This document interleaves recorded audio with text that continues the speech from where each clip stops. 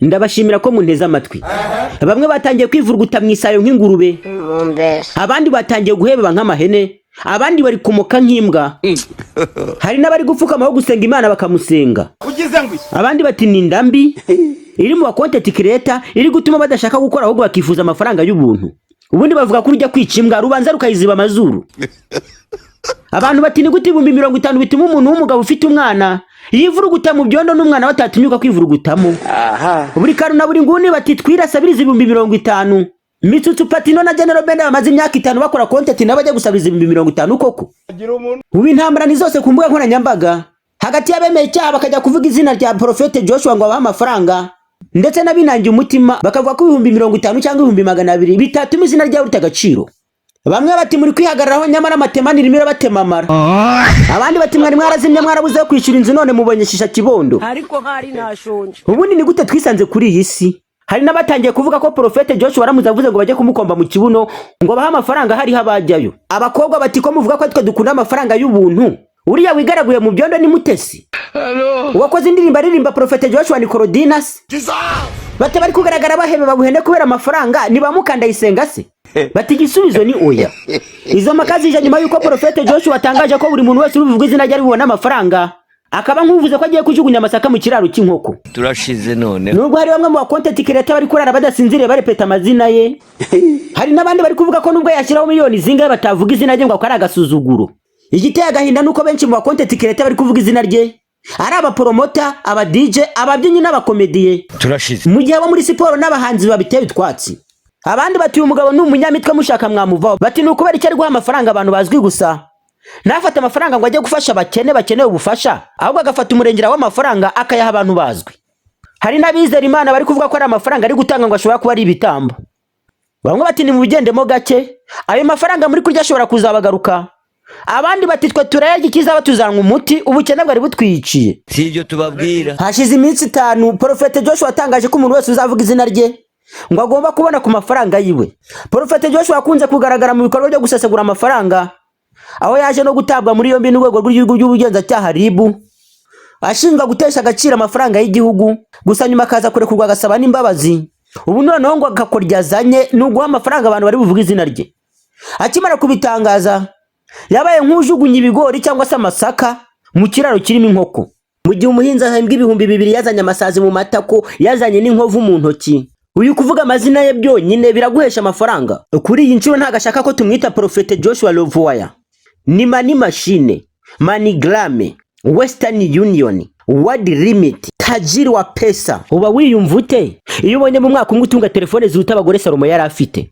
Tekereza uburyo ako telefone kawe kabutusha ugacaginga wagakura ku muriro kuzuye, wakira amacandwe hasi, umuriro wakugashiramo mbere yuko ayo macandwa kama. Ibaza umubare w'amamiliyoni y'amafaranga uhomba igihe abakire bakubuze ku murongo kubera ko smartphone yawe ushiramo umuriro vuba kandi wabuze amahitamo y'agatelefone kabutushi wagura gashobora kuyunganira. Reba uburyo ho ruvuze induru ngo telefone za butushi zahenze kurusha smartphone, kandi nabwiye butushi wayigura ugasanga iremeye kurusha agasegereti ku buryo bishize mu mufuko utucika. Kuva aka kanya zamura amashimwe yawe kuko igisubizo cy'ibyo byose cyabonetse. Ni telefone yitwa Tinozi. Iyi ni telefone ya butushi igezweho kandi ihendutse ije kugushyira igorora wowe n'abawe. Ibaze nawe telefone ishobora gucaginga umuriro ukamaramo icyumweru, ukayicaginga ku cyumweru ugafata urugendo ku wa mbere, ukazagaruka muri weekend itaha umuriro wajyanye ukirimo nubwo waba waribagiwe sharijeri. Iyi ni telefone ugura bakaguha garanti y'amezi 12. Ni ukuvuga ngo ugize ikibazo mbere y'amezi 12 atari wowe giturutseho urayizana bakayikora cyangwa bakaguhindurira indi. Iyi niyo telefone ya butushi yonyine ku isi ikoresha phantom mu gucaginga. Ku kigendanye na mikoro, utunze telefone ya Tinezi ntukenera radio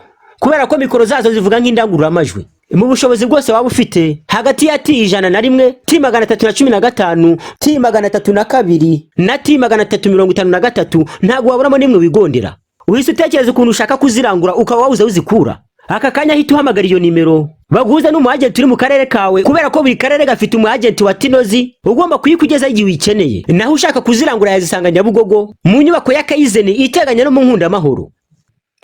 Ukamanukamo hasi mu muryango wanditseho BF 10. Tinozi, telefone itazima, telefone y'ubuzima, telefone igezweho kandi ubona ku giciro nk'icy'ubunyobwa. Uyu niwe mukire wenyine wemera ko afite amafaranga kandi afite n'ubushake bwo kuyakwirakwiza mu bantu bose bari buvuga izina rye. Avuga ko yateguye miliyoni 100 zo guha buri muntu wese uzavuga amazina ye. Uburyo wavuze amazina ye bikamushimisha bihita bihura n'urufurumba rw'amafaranga ari buguhe. Urasabwa kuba ufite abafollowers bari hejuru y'ibihumbi 100, ubundi ukavuga izina ryiwe ugahita usezera ku bukene, kuko kuvuga amazina ye neza biraguhesha amafaranga arute y'umuhinzi wahinze imibyizi 25. Mu gihe abandi banyamafaranga batinya kuyagaragaza. Money Machine, Western Union, MoneyGram, Old Remit, we ngo kuvuga ko afite amafaranga ntibimutera ipfunwe, niyo mpamvu umuntu wese yakeneye agomba kuyaryaho. Mu gihe kandi abantu bari bazi ko amafaranga yaribwa n'abahanzi b'ibyamamare gusa, ubu none upfa kubona umucontent creator successful byibuze ufite 100 by'abagukurikira, urabasha kurya ku mafaranga ya Mr Western Union mu kuvuga amazina ye gusa. Aba content creator benshi amafaranga barayahaze. Ushobora kuba ari we mu content creator usigaye utarajya ku mafaranga ya Mr World Remit. Prophet Joshua uherutse kugaragara ajugunyira amafaranga Kevin Kadugu yaguraga igitaramo. Yigeze kugaragara kandi mu bukwe bwa Debe namujugunyira ufite rw'amafaranga ubwo yari yakoze ubukwe. Hari bamwe batangiye kumugiranya na Mansa Musa. Mansa Musa n'umukire wigeze kubaho ku isi aho yanyuraga ngo yahataga amazahabu. Prophet Joshua nawe ngo ahageze hasiga amamiliyoni y'amafaranga. Ibyo twari tumenyereye kuri ba DJ Khaled, Prophet Joshua nawe yabizanye. Nyuma yuko hacishikanya ka video k'umukobwa wavugaga amazina ya DJ Khaled akamumena urufite rw'amafaranga, Prophet Joshua ntibisaba kuba muri kumwe, ahubwo ugomba kuvuga amazina yoho waba uri hose, ubundi ukagukanira akanyenyeri ugasezera ku bukene. Niko kazi konyine koroshe kugakora, kuvuga amazina y'umuntu gusa, ubundi amafaranga akakugwaho nk'imvura. Nubwo bamwe bavuga ko ari gusesagura, wavuga ko ntacyo bimutwaye igihe ari guha amafaranga abantu bavuze izina rye, kubera ko ngo nukuremera abantu ngo bave mu bukene. Kwikubitira umwe mu content creator bakoresha imbuga nkoranyambaga nka Instagram na TikTok yitwa Ice Mobi. Yahise atangira ashimagiza izina rya Prophet Joshua, avuga uburyo ari umugabo w'igihangaje w'umukire ufite amafaranga menshi, ngo ufite inzoga ari kunywa ngo igura amadolari arenga 800, ubwo ni ukuvuga ngo ni miliyoni irenga y'amanyarwanda. Ice Mobi yavuze ko umugabo ngo adasanzwe, ngo Prophet Joshua ari umugabo udasanzwe, ngo ufite amafaranga menshi nayo gupfa ubusa, ngo afite amafaranga nayo gupfa ubusa kubera ko ngo ari gufata inzoga yakavuyemo ikibanza cy'umusore w'i Kigali akaba ari mayisuka mu muhogo we kabona ntacyo bimubwiye. Prophet Joshua akimara kubibona ngo yahise afata 50 yohereje hasi, ngo yahise afata 50 yohereje Ice Mobi. Gusa Ice Mobi ngo yabaye wa mwana w'ingayi kubera ko yaca gususugura 50. Biba ngombwa ko Prophet Joshua mukandira andi amuhereza 200. Ubundi abantu babonye ko bimeze gutyo, abenshi bahise batangira kubyadukira barasaba karahava. Patino n'abari mu bakurikiyeho, abantu benshi Patino bakimara kumenya ko yakurikiyeho bahise bamuyinkwenene bati Patino wabaye umunyarwenya mu myaka irenga 6 ishize, uri umwe mu bakunzwe mu gihugu ukorera amafaranga menshi kuri YouTube ndetse no mu biraka byo kwamamaza, ntabwo agakwiye kubijya kusabiriza 50. Ariko abandi bati warazimye, none ubonye ikikuzahura, ubonye aho kuri udufaranga two kwishyura inzu.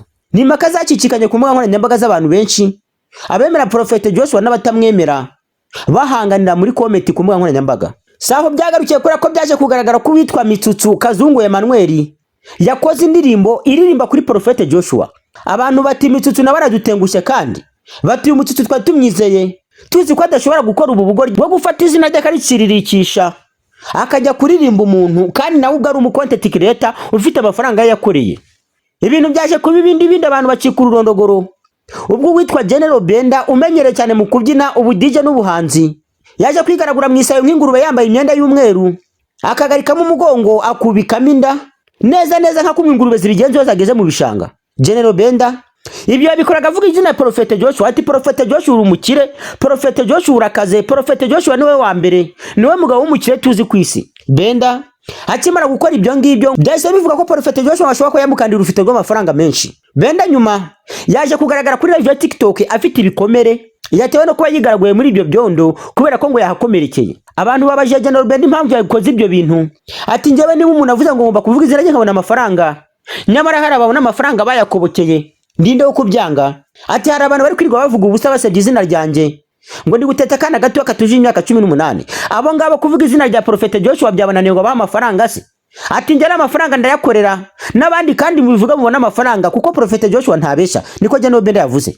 General Benda ati kandi sibyo gusa, njye nabona gatsa n'uwazimye nshaka kongera kugarura fame yanjye. Ati nakoze indirimbo yitwa Repete, comment nabonye no munsi sinigeze nzibona, pote yashizeho ubu yageje muri comment 2000, nyamara mu gihe ngo yakoraga indirimbo yitwa Repete ibyo bikomenti n'amarayika atigeze abibona, ahubwo ngo akaba yabibonye uyu munsi. Ati si amafaranga gusa nabonye, ahubwo izina ryanjye ryongera ibisereri mu bantu. Mu gihe hari hamaze iminsi hari saga y'abahanzi bajya gusabiza kuri TikTok basaba amagifti bafana babo, hari haciye kabiri ibyo ngibyo bisa nk'ibicogoye, ariko none bya Prophet Joshua bishobora kuba bigiye gusubiza ibintu rudubi. Igikomeje kubabaza abantu benshi nuko aba content creator bari gusabiza amafaranga ngo kwa Joshua arabe igitsina gabo kurusha igitsina gore, mu gihe byari bimenyereye ko abakobwa ari bakunda amafaranga y'ubuntu.